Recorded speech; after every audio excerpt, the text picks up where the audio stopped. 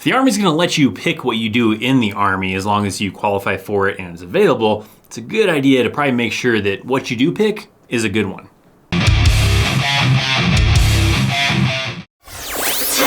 What's up, my friends? Welcome to an all-new video. U.S. Army veteran ThatChrisChaos. Now, the Army allows you to choose the job that you want to do, and people often just think that, oh, I just have to join the Army and I'm just gonna do whatever they tell me to do, kind of a thing. Well, that's okay, I guess, but why not pick something that you're gonna enjoy?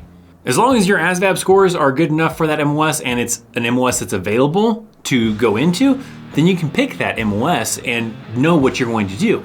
So some people don't even realize that. Some people do realize that, but they're not sure what they want to do in the Army. And that's kind of what I want to help out with. I want to help you decide how to decide what to do in the Army. Now, the first thing that I recommend if you're trying to decide what you should do, what MOS you should pick, is think about on the civilian side. Is there a job field out there somewhere that you would love to do? Something that you always wanted to be. Maybe when you were a kid, you were like, when I grow up, I want to be this, or I want to be that. If it was pretty generic and you're like, I just want to be a soldier, well, then maybe infantry might be the best thing for you. But maybe you had something specific, right? You wanted to be a firefighter, you wanted to be a policeman, you wanted to be whatever, right? You have to kind of think about, there's possibility that that could exist in the Army. Let's take my situation, all right? I have an interest in video production. I didn't have that interest before I joined in the Army, so it was something I didn't develop until later on. But let's say like right now, if I was some 18-year-old, 17-year-old guy trying to figure out what I want to do, and I have my current day interests of video production, well, guess what? That is an MOS in the Army. It's a 25 Victor. Now, with that specific MOS, that may determine whether you do photography or video, but nonetheless, that would probably be somewhere I would want to look into to try to get involved with because of my interest in video production. So you have to kind of decide what are you interested in, right? You want to be a police officer, right? Then there's an MP, right? There's an MOS to be law enforcement in the Army. You're more maybe a technical person, maybe you want to do like IT or whatever, then maybe some of the 25 series MOSs to do some of those kind of commo stuff, maybe working with, switches to, learn how to, network, for, the civilian side so you can get some great networking kind of position that works in IT at some amazing company or whatever.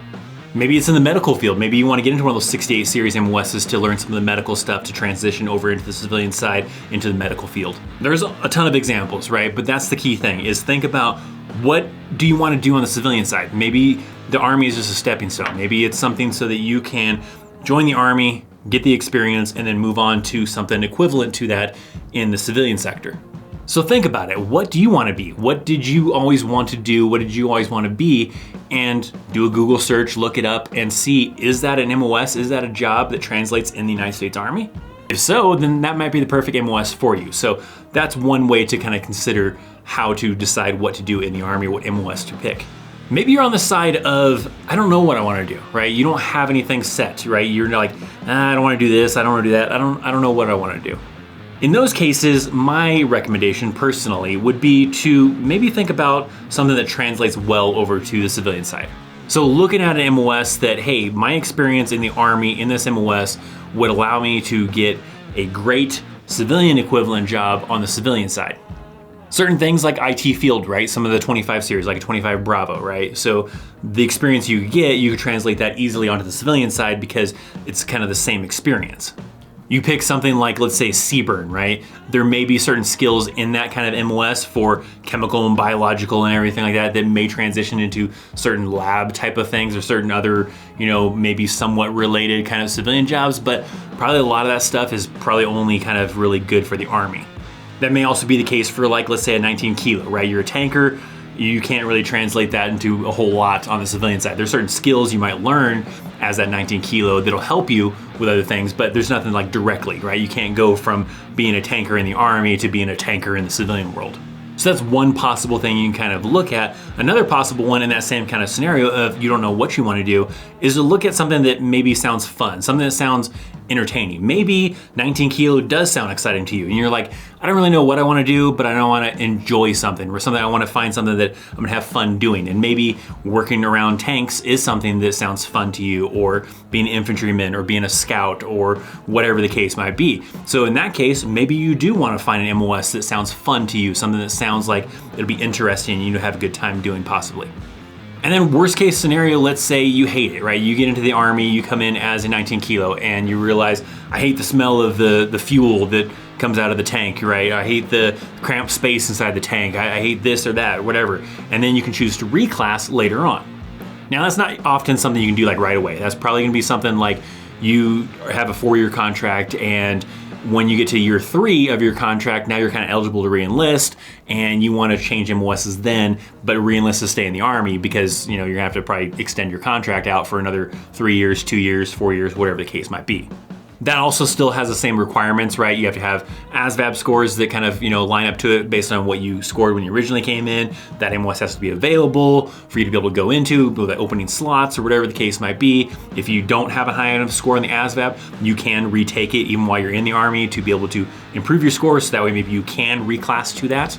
But that could be a potential option, right? You thought that this MOS was gonna be fun, you're gonna enjoy it, you got into it, you didn't enjoy it, you tough it out for about 3 years or whatever until it's eligible for you to re-enlist, to change to another MOS, to stay in the Army, and then switch to something else that maybe now you have a little bit more knowledge of the Army and you're like, hey, now I'm interested in this and I'd probably just rather do this instead. So that could be a potential option, or maybe you just decide to get out of the Army altogether. But probably in that case, if you don't know what to do, try to find something that maybe sounds like it'd be fun, you might enjoy. Kind of similar to that, to trying to find something that you will have fun and enjoy, is maybe you're in the situation of that the Army is what you want to do, right? That is what you want to do for a career. You want to do 20 plus years in the Army and retire, but you're not too sure what you want to do. So you could be on the side of, you're like, I don't really know what to do, or I want to do this on the civilian side, so you try to find an equivalent. So the key thing is if you're gonna be doing this for a long time, it's best to find something that you will enjoy. So you can kind of combine those first 2 examples, right? If you have something you're really interested in on the civilian side, see if there's an Army equivalent to it. Maybe you can do that for the next 20 plus years and then retire out of the Army. If you don't know what you want to do, like that second example that I gave you, then maybe you find something that sounds like it'll be fun, something that you think that'll be fun to do for the next 20 plus years. And kind of just like I said with that last example, if it turns out in that first, initial contract, it doesn't turn out to be what you thought it was going to be being in that MOS, then sure, you might have the option to reclass. But just know that that is not going to be an option for you for like your entire Army career. There is a certain point in your Army career where you're gonna be cut off, where they're gonna be like, no, we're not gonna let you reclass, you're too high in rank or whatever, to where you can't go into this MOS at that rank or whatever, you've been in for the Army for too long and they're not gonna let you reclass now to some other MOS. So just be aware, this isn't something you're like, oh, I'm gonna spend the first 4 years being this MOS, and the next 4 years in this MOS, and the next 4 years in this MOS, and just keep on switching it up about every 3 or 4 years or whatever. That's not gonna happen. You might have 1 or 2 opportunities to reclass and that might be it. So make sure that, yes, this first one is a pretty good idea, and then if it turns out not to be a good idea, then your second, choice of what you want to reclass to, make sure that one is gonna be a solid one, because you may not get another opportunity to try to switch MOSs after that one. Now, some MOSs that maybe aren't a good idea to go into based on a lot of soldiers and what they say about MOSs might be some of these guys right here. I got a video right here that tells you about some of the worst MOSs, at least from the opinions of different soldiers and different people who are veterans and everything. Maybe check that out to kind of help you on your determining factor of what to do in the Army. Or you can also check out one of my latest videos if you haven't seen it already. The link's in the description to all the usual stuff. I'm ChristopherChaos. I'll see you next time. See ya.